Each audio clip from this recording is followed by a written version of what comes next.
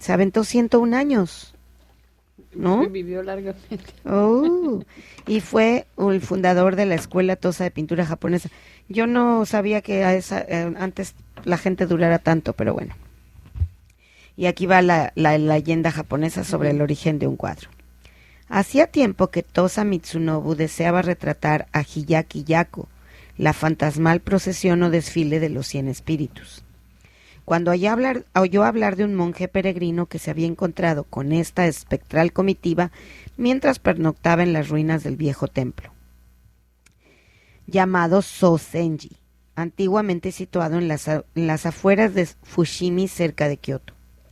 De ese templo se decía que estaba deshabitado desde el trágico día en el que una banda de ladrones mató a todos sus habitantes.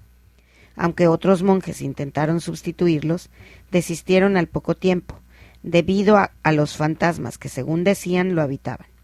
Pero esto había sucedido muchos años atrás. El peregrino, que procedía de una ciudad lejana, no estaba al tanto de la siniestra leyenda del lugar, y como ya se había hecho de noche y una tormenta amenazaba con desatar su furia sobre él, decidió refugiarse en el templo abandonado. Buscó una habitación pequeña y en buen estado, en la cual, tras cenar un cuenco de arroz, se echó a dormir. A las 2 de la noche, lo despertó una gran algarabía de ruidos.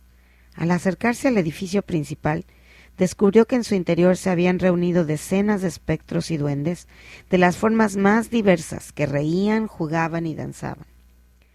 Se trataba de Hiyaki Yako, y el peregrino, aunque asustado, no pudo evitar quedarse un rato observándolos, hasta que aparecieron otros espíritus de aspecto más grotesco y horrible, momento en el cual echó a correr de vuelta a su habitación, en donde se encerró hasta que los sonidos extraños cesaron y se hizo de día. Esta era más o menos la historia que el peregrino, aún temblando, le relató aquella misma mañana a un comerciante de Fushimi, y que éste a su vez le contó al afamado pintor Tosa Mitsunobu, unas semanas después, mientras éste se hallaba de paso en la gran ciudad. Esperando encontrar inspiración para su ansiado cuadro, Mitsunobu cogió sus cuadernos y sus pinturas y se dirigió hacia el templo de Sozenji, dispuesto a pasar la noche en él. Cuando llegó, el sol acababa de ponerse. Entró en la sala principal y montó guardia durante horas, sin percibir ningún ruido o visión que se saliera de lo normal, hasta que a eso de la medianoche su atención se vio atraída por una extraña luminiscencia que parecía provenir de las paredes. Comprobó con sorpresa que ahí aparecían dibujados duendes y espectros, y era el Hiyaki Yako, reflexionó el pintor, que se manifestaba para él brillando tenebrosamente en las paredes. A la luz de la luna, Mitsunobu se apresuró a copiar en su cuaderno las más de 200 figuras, cada una diferente y más grotesca que la anterior. En ello empleó toda la noche, terminando justo cuando la primera luz de la mañana irrumpió en la sala y los espectrales dibujos desaparecieron. Antes de partir, examinó por última vez las paredes.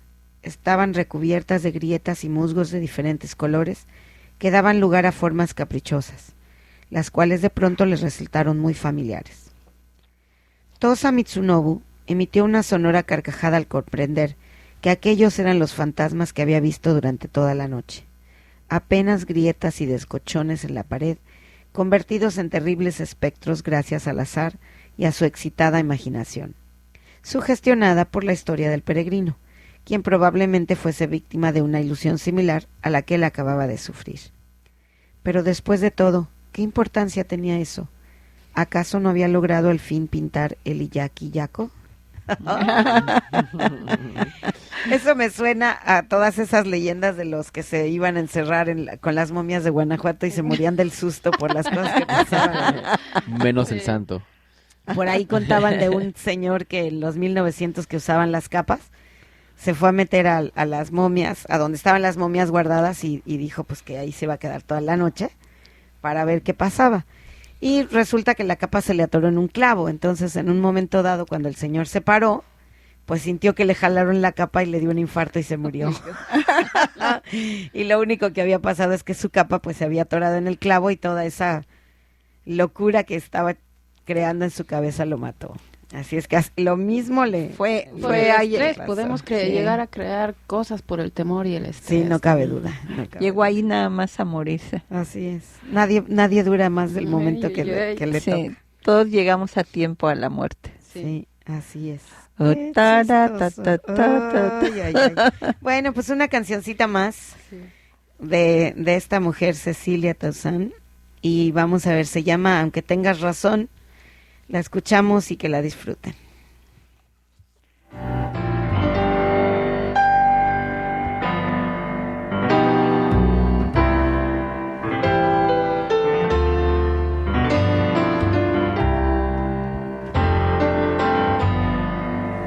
Que sacas del orgullo, que sacas del rencor, que saco de la vida si me falta tu amor. Pensando eso he venido a pedirte perdón, a pedirte que vuelvas, aunque tengas razón. Yo sé que tú has llorado, aunque digas que no, y sé que hasta has deseado que te venga a rogar, y yo que estoy sufriendo te vengo a demostrar que la vida sin verte no la puedo aguantar, que me amargo la vida si te dejo de amar.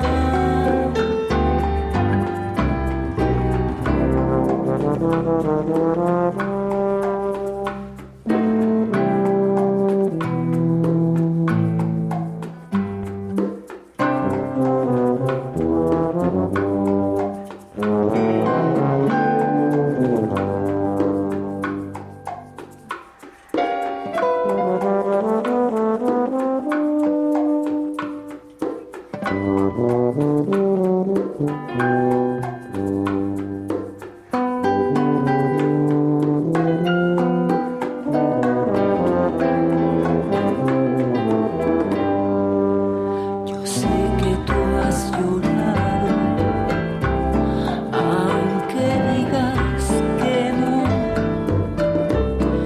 y sé que hasta has deseado que te venga a rogar, y yo que estoy sufriendo te vengo a demostrar que la vida sin verte no la puedo aguantar, que me amargo la vida si te dejo de amar.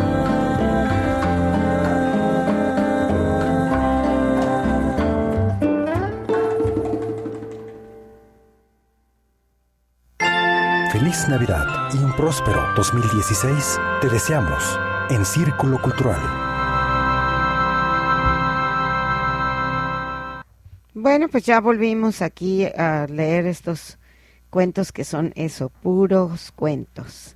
Y aquí ya me están reclamando que nunca leí el cuento de Elenita Poniatowska, que ya lo encontré, por cierto, ahorita se los voy a leer después de la lectura de mis compañeros.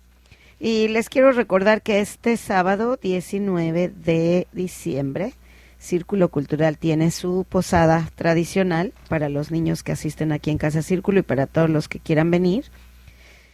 Y bueno, después de eso, Círculo Cultural estará cerrado por 2 semanas. No sin esto decir que los programas de radio van a continuar, las actividades de Casa Círculo son las que van a parar, pero los programas de radio continúan, porque el radio no puede parar. Así es que, bueno, les volví a repetir, les deseamos que estas fiestas sean muy seguras para todos ustedes, que no tengan ningún percance cuando anden por ahí de compras y todo lo demás, porque pues son épocas difíciles, ¿no?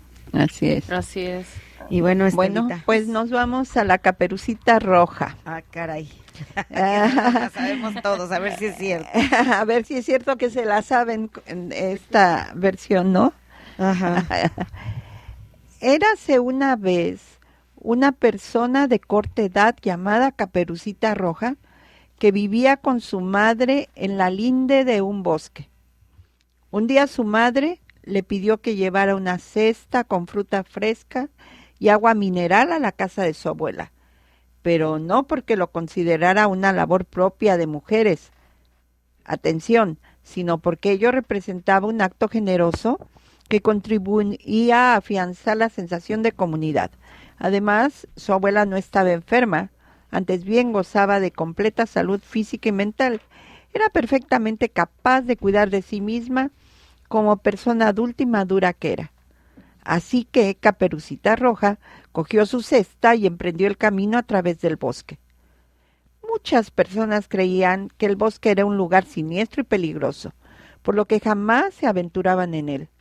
Caperucita Roja, por el contrario, poseía la suficiente confianza en su incipiente sexualidad para evitar verse intimidada por una imaginería tan obviamente freudiana. De camino a la casa de su abuela, Caperucita Roja fue abordada por un lobo que le preguntó qué llevaba en la cesta, y ella contestó: una saludable tentempié para mi abuela, quien sin duda alguna es perfectamente capaz de cuidar de sí misma como persona adulta y madura que es, respondió. No sé si sabes, querida, dijo el lobo, que es peligroso para una niña pequeña recorrer sola estos bosques. Respondió Caperucita: encuentro esta observación sexista y en extremo insultante, pero haré caso omiso de ella debido a tu tradicional condición de proscrito social y a la perspectiva existencial, en tu caso propia y globalmente válida. Que la angustia de tal condición te produce te ha llevado a desarrollar, y ahora, si me perdonas, debo continuar mi camino. Caperucita Roja enfiló nuevamente el sendero, pero el lobo, liberado por su condición de segregado social, de esta esclava dependencia de pensamiento lineal tan propio de Occidente, conocía una ruta más rápida para llegar a casa de la abuelita. Tras irrumpir bruscamente en ella, devoró a la anciana, adoptando con ello una línea de conducta completamente válida para cualquier carnívoro. A continuación, inmune a las rígidas nociones tradicionales de lo masculino y de lo femenino, se puso el camisón de la abuela y se acurrucó en el lecho. Caperucita entró en la cabaña y dijo: abuela, te he traído algunas chucherías bajas en calorías y en sodio en reconocimiento a tu papel de sabia y generosa matriarca. Acércate más, criaturita, para que pueda verte, dijo suavemente el lobo desde el lecho. Oh, repuso Caperucita, había olvidado que visualmente eres tan limitada como un topo. Pero abuela, ¿qué ojos tan grandes tienes? Han visto mucho y han perdonado mucho, querida. Y abuela, ¿qué nariz tan grande tienes? Relativamente hablando, claro está, y a su modo indudablemente atractiva. Han olido mucho y han perdonado mucho, queridita. Y abuela, ¿qué dientes tan grandes tienes? Soy feliz de ser quien soy y lo que soy. Y saltando de la cama, aferró a Caperucita Roja con sus garras, dispuesto a devorarla. Caperucita gritó, no como resultado de la aparente tendencia del lobo hacia el transvestismo, sino la deliberada invasión que había realizado de su espacio personal. Sus gritos llegaron a oídos de un operario de la industria maderera o técnico en combustibles vegetales, como él mismo prefería considerarse, que pasaba por allí. Al entrar en la cabaña, advirtió el revuelo y trató de intervenir.